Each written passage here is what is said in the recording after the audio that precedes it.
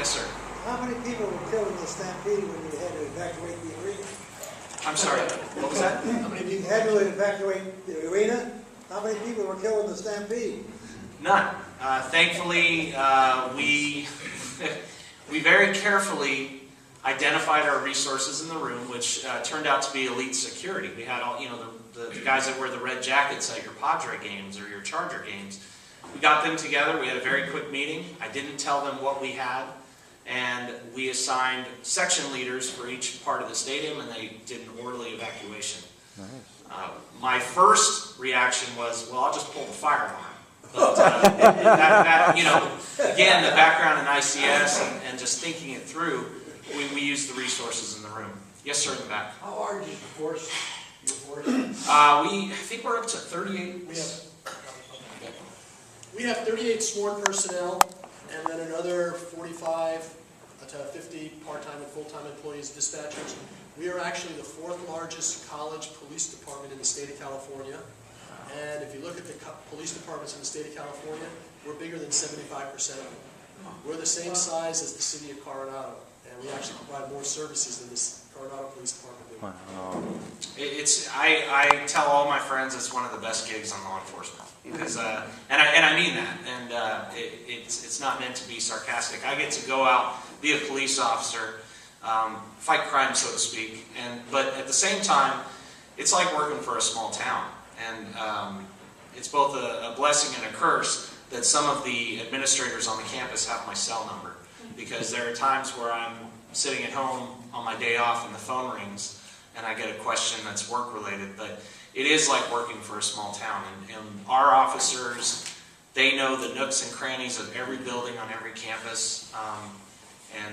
I think that in and by itself makes us 5 to 10 steps ahead of most other agencies if a disaster occurs on our campus. Yes, sir. What areas such as North Park, the CERT, the Community Emergency Response Team, like for all the restaurants and the business owners of you, is there outreach or to begin to start to reach out to the business owners to set up such a team and such a mechanism? In the city of San Diego, the fire department coordinates the CERT program. Okay. So what you can do is you contact the local fire station and talk to them about it. See, what we've done is we've actually created CERT teams on our campuses that are separate from the city of San Diego because our district is a political entity, like I mentioned before. And we've done that because we want the people on our campuses to be trained. The other part is we work for a government entity, and under the government code, every one of our faculty and staff are actually emergency service workers, and they didn't know that until I started reminding them of that. When the blackout occurred, we actually had faculty members who just walked and left their students in classes because they didn't realize they had a responsibility to their kids and their students. So part of it is our education of getting everybody out there to learn what their roles are.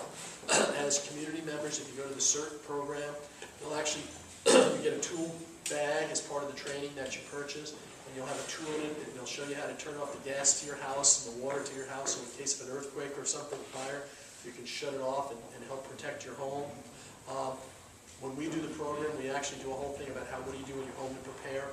I'm actually doing a little video. They want me to do a video because I have a little shed in my backyard. In my shed in my backyard, that's where I keep my camping gear, my extra clothing. Little tips, like I put everything in plastic tubs and I keep a bar of soap in it. That keeps the clothing smelling fresh, and if there were to be a disaster, I actually have fresh clothes and soap to wash. Food is there, and it's in a shed away from my house, so if the house collapses in an earthquake, I've got this little storage shed out there and I can camp in my backyard and be perfectly self-sufficient. My wife knows where everything is. I buy solar-powered radios that I use to work in the yard. So in a disaster, it's already charged up and I use it every day. Same thing every now and then. Costco has this great deal on these solar-powered flashlights, 2 for $20. Great deal. You buy them.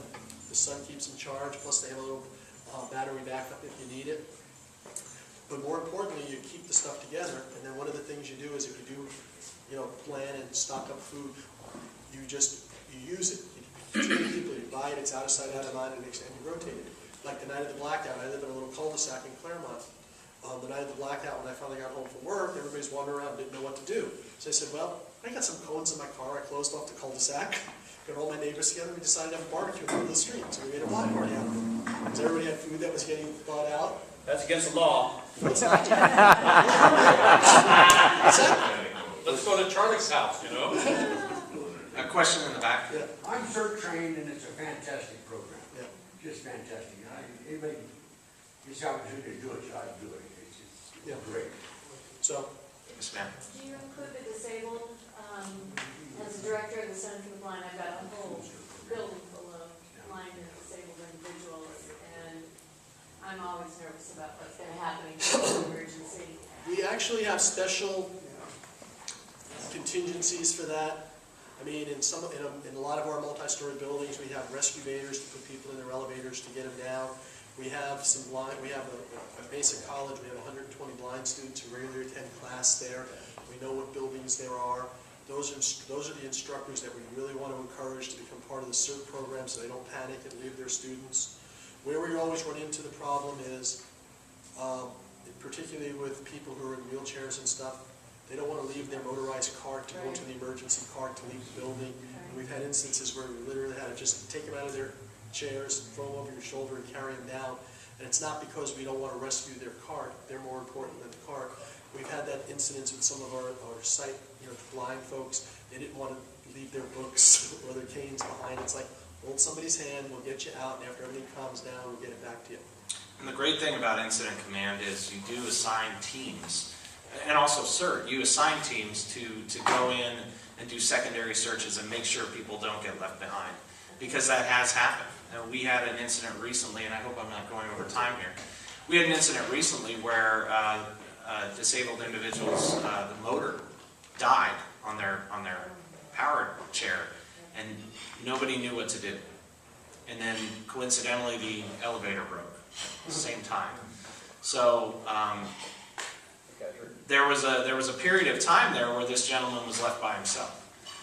With Incident Command and also CERT, you have that secondary and even for that matter, third-party search where you're going in and you're making sure nobody gets left behind.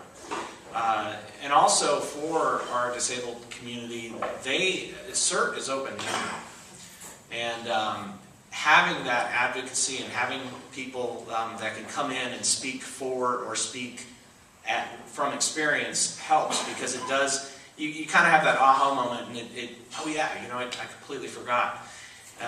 Segueing back to our officers, knowing our classrooms, knowing the layouts of our building, and understanding who our student demographic is, has also been very instrumental when we're doing disaster preparedness, because we do have a huge population of disabled students on our campuses, and also hearing impaired, sight impaired. We do have that population, and thankfully, we have the staff on our campuses to kind of be their voice or their advocate. I have to say we did really well in the blackout, so. Yeah. Thank you very much.